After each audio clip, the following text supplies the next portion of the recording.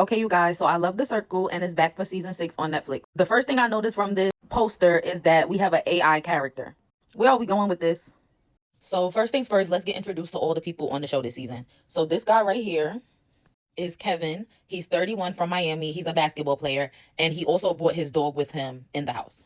So he decided to come in the house under the guise of being a basketball trainer rather than a player, because basketball players do have a stigma that follows them. People will think that he has a lot of money, and people will also think that he is like a player and wants to talk to all the girls and stuff like that. That is honestly kind of smart to do. Lastly, Kevin is a married man, but him and his wife agreed for him to come into the show as single. Okay, so wherever my head is, that's who I'm talking about. So now we have Lauren. She's 26 from Philly. She considers herself to be very nerdy. She's a gamer.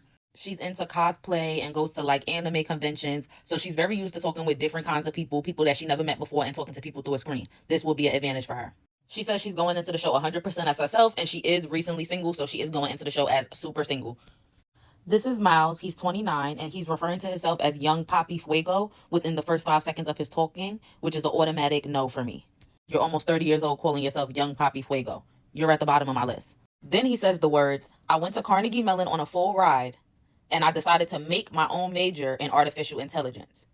So he had the privilege to choose his own major that was never even a major at his school. Like, I'm not even gonna get into it because y'all see where I'm going. And he just keeps bragging about how he's the life of the party and he got such a good social game. I hope he go to fuck home. And I know if it was me and he was sitting there saying, oh, like he's telling them that's his job, AI engineer, I'm kicking you out first round. Like, unless it's somebody that I really don't like, but if I'm just going based off the profiles, you probably gonna be out first based off what you're telling me your job is. And he basically says he know he look like a fuck boy and he know it and he is what he is, and he gonna be talking to a bunch of girls and sending heart eyes in the DMs. Like, he's my least favorite. I already know. I don't even gotta see the other four. Okay, this is Brandon. He's a 34-year-old nursing assistant. And from the beginning, he just cracked me up because he was like, oh, I think this will be easy for me because I already live alone. Like saying him being by himself or whatever in the apartment. But then he said the only thing is I got to remember I can't touch myself. So I think he meant like, and he can't do that because the cameras is around. That was a cackle. Okay, so Brandon is going into the show as a catfish as his friend Olivia. Now, I don't have a picture of Olivia, but Olivia basically looks like this girl. Caucasian girl, blonde hair, conventionally pretty type vibe. So now they opened up the circle chat for the first time with just these four. Young Papi Fuego starts off the conversation, and all three of them are like loving him. Now, I don't like Young Papi Fuego's personality, but I will not take away from me seeing that he's going to play a good game.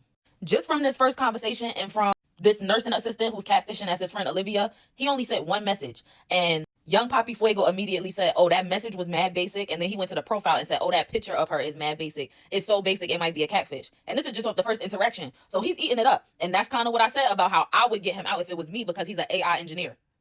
So to me, he's just going to be able to know too much about how people's social media profile is supposed to look. And he's going to be able to really figure out any kind of catfish or anything that you might be even just lying about on your profile. Like the basketball trainer. He's not a catfish, but he's lying about stuff in his profile. He's not telling us that he's married. He's not telling us that he's a basketball player. I don't have time for no AI engineer trying to fuck up my game. And then Brandon, aka Olivia, called Lauren thirsty because her profile picture said super single. He said, ooh, she's thirsty. So now Lauren also said that Olivia is either very shy or she's a catfish. Brandon is not going to last long playing Olivia. I honestly think he should have just came into the thing as himself. He's adorable, and there's nothing really intimidating about him. He's a nursing assistant. Like, I think he should have came in as himself. Coming in as Olivia is going to actually end up fucking him over, in my opinion. Okay, this is Cassie. She's 29 from Kentucky. And off the rip, she just gives me country Barbie vibes. She has a really strong Southern accent. And they clearly set up her apartment to be all pink. She came in with her pink suitcase, and she immediately mentioned that it looks like Barbie threw up around the room, and she loves it.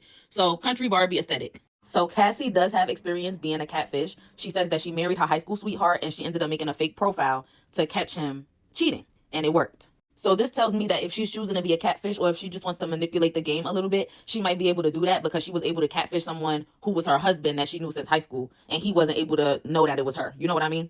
And she also kept her profile very real about the fact that she's currently engaged to a new man. She has 2 kids from her previous relationship, and I guess her husband or fiance has 3 kids, so she's a bonus mom to 3. She put all of that in her bio and her profile, so she's coming in 100% authentic. 3 more people to go. Okay, so our next person entering the house is not on this poster, so I'm just going to go. She's a psychic, but she doesn't want to go into the circle telling people that she's a psychic. Okay. What threw me off was the fucking skeleton imaginary friend. What the fuck is this? Okay, this is Caress. She's 37 years old, and she is a motivational speaker from Dallas, Texas. So she is coming in as a catfish. She's going to be playing her younger brother, Paul. She says that her brother is 26. He knows a lot more about social media than her, and he has 300,000 something K followers on Instagram. That's not going to work. Because you're basically saying that your brother knows a lot about social media. He has a social media following. So that's who you want to portray. But you're not going to be able to carry like him. You're not going to be able to talk like him, interact with people on social media like him. You're going to fail as that. You should have came in as yourself. And then that's the other thing. She's coming in as single, even though she said her brother's not single, but that really doesn't matter. But she's coming in as single. And when they do this and you're playing somebody that's the opposite sex of you, it usually doesn't work because she's a straight woman and now she's playing her brother, which is a straight man. So like she said, how am I going to flirt with other women if that's not what she normally does? It'll be a little easier for Brandon because I'm assuming based on how he acts, it's not confirmed. So if I'm wrong, sorry. But I'm assuming that Brandon is gay. So if Brandon is gay, he can actually flirt with men as Olivia because he flirts with men in real life, even though he's a man. You know what I mean? It's not going to be the same thing like that for Caress. She's not going to know what to do when it comes to flirting with women. So they brought Steffi the Psychic and Paul, aka Caress, into the chat with the first 4 people now. So we just waiting for the AI to join and this last girl here. Oh yeah, they added Cassie to the chat as well. Sorry. Yeah, this girl right here, Lauren, she's good. She's one to watch. Because I told you her and Miles both said that Brandon, aka Olivia, is probably a catfish. But Lauren also said just now, oh, Paul might be a girl, based off the first message. And then Brandon, aka Olivia, is already sitting here breaking down in tears because he did not talk that much in the first circle chat. And as soon as he was about to try to say something else, they closed on him. Okay, so they're about to go into their first game to get to know each other. So I'm assuming that the AI character is going to come into the game later on, which they do. Usually every season we do get some new people later on after certain people are eliminated. So maybe that's how they're doing it. Same thing for this girl because she wasn't introduced. I was excited to see her, but she wasn't introduced. So we're going to go to part 2 of this episode review and just consider this first part the cast reveal. Overall, right now, based off of my first impressions, my favorites are Lauren and Caress, aka Paul, even though I don't think that she's going to do good as Paul. Cassie is in the middle. I don't really feel any way about her yet. Same thing with Kevin. I don't really feel any way about him yet. These 2 are my least favorites. Like I said, young Papi Fuego, I just didn't like his vibe. He seems immature, like a fuckboy, like he said, and I'm not with that. And then Brandon just seems too weak for the show and like he shouldn't have came on as a catfish.